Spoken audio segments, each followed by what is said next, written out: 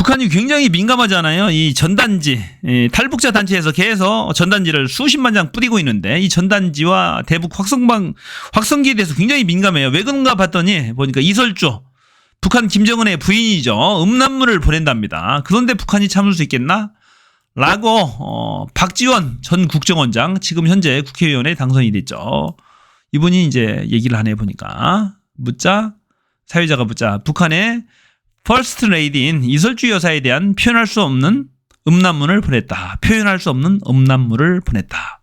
그것이 표현의 자유인가 라면서 북한에 우리를 공격할 구실을 주지 말자라고 말했다. 열 받을 만도 하겠네 보니까. 열 받을 만도 하겠어요. 거꾸로 상황이면 용납하기 어렵겠죠.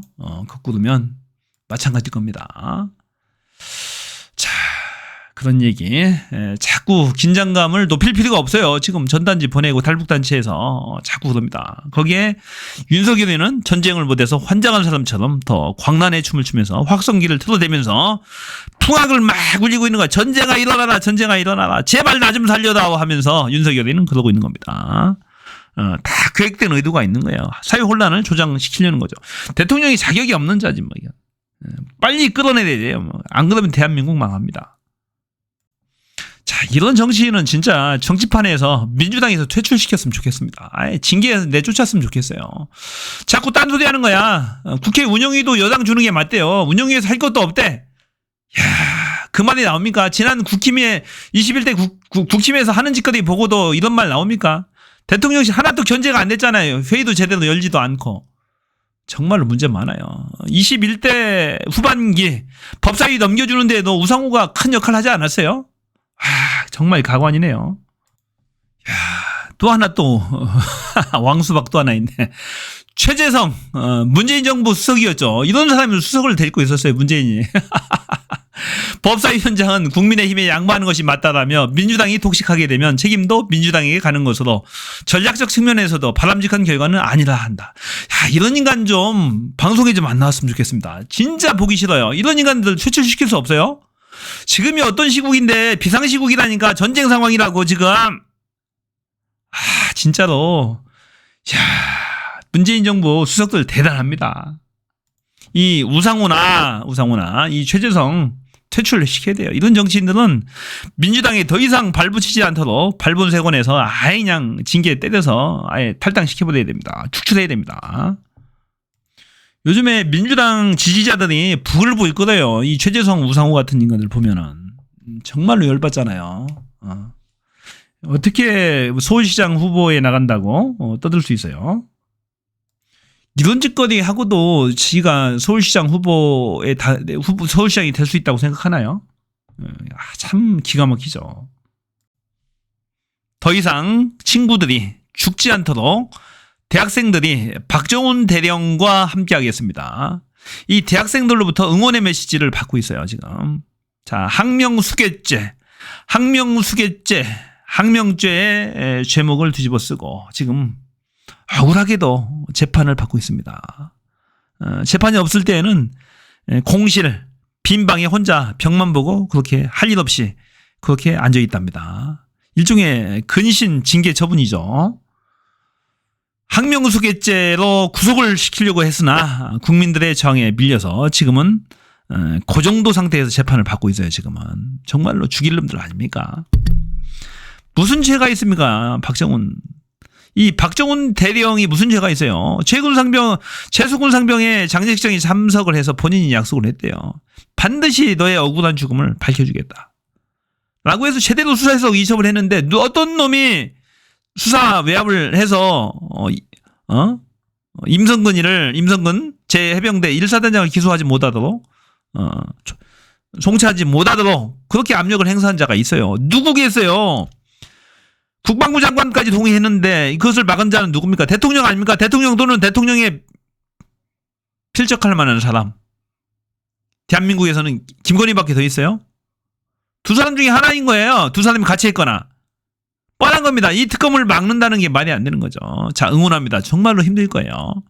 온몸의 압력을 다 받고 대한민국의 모든 권력의 압력을 다 받고 있어요. 군 검찰을 동원해서 경찰을 동원해서 갖은 압력을 다 받고 온몸을 혼자 다 받고 있는데 국민들이 응원 속에서 응원을 해주셔야 됩니다. 응원을 해주셔야 돼요. 그 당시에 그 대대장 한 명 같은 경우는 지금 정신병원에 입원해 있다고 하잖아요. 본인의 책임을 인정하고 하도 주변에서 왕따시키고 압력을 주니까 정신병원에 몇 대대장인가는 지금 정신병원에 있다고 하잖아요. 스스로 자체해서 들어갔습니다. 이 박정훈 대령도 심적으로 굉장히 고통스러울 거예요. 국민들께서 전폭적인 응원을 해주고 있습니다. 저도 응원합니다. 잘 될 거예요. 반드시 정의가 승리해야죠. 최수근 상병 그 특검법 오늘 법사에서 단독 개최해서 오늘 다룬다고 합니다. 다행입니다. 이 숙려기간 이런 거 다 빼고 숙려기간 20일 생략하고 바로 정청래 법사위원장이 바로 의결할 수 있도록 한답니다. 그래서 법안 수위에 보내서 바로 빠른 시일 내에 될 겁니다. 좋네요. 법사위원장 가져오니까. 국민권익위가 원래 이런 기관이 아닌데 윤석열, 김건희 앞에만 서면 이렇게 작아져서 희한한 결정을 합니다. 특히나 윤석열, 김건희가 외국에 나가 있는 동안에 이런 종결 처리를 해줬잖아요. 면책을 준 거죠. 그런데 구체적인 내용을 표결 내용을 한번 볼게요. 재밌어요 보니까. 권익위가 표결 전 사전 배포한 회의 자료에 김건희에 대해서는 종결 방안만을 제시했다. 원래 신고 대상이 3명입니다. 이 두 명하고 윤석열까지 지금 포함이 돼 있어요. 그러니까 3명이죠. 그래서 첫 번째 회의 안건은 회의 자료에 신고 대상 3명이 모두 다 그냥 종결 처리하는 방안이 1번. 두 번째 안은 김건희는 봐주고 종결 처리, 윤석열과 최 목사는 수사기관 송부하는 두 가지 자체안을 검토해서 제시했다라고 그럽니다. 두 가지 중에 그냥 선택해 주세요. 어떤 경우든 김건희는 종결 처리 땡 이런 안을 제시한 거예요. 그러니까 이 국민권익위원장이 그랬는지 몰라도 회의 자료 만든 사람 자체가 그런 의도를 갖고 만든 거죠. 구체적으로 어떻게 결정이 됐는지 한번 볼게요. 어떻게 표결 결과가 어떻게 됐는지 한번 볼게요. 회의에 15명이 참석을 했다고 그럽니다. 거기에 대해서 이제 토론을 했는데 경론을 벌였다고 합니다. 15명이 참석을 해서 경론을 벌였대요.